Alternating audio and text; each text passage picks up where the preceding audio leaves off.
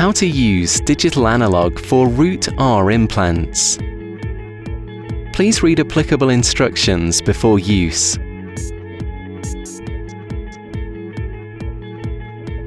Use digital libraries to create model.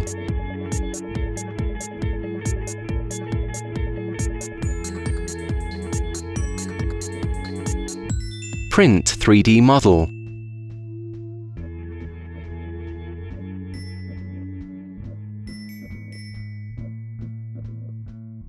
Open a box.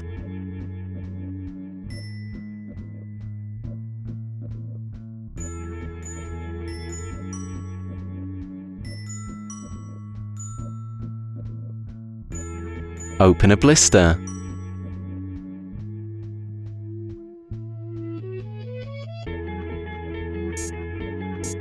Take analog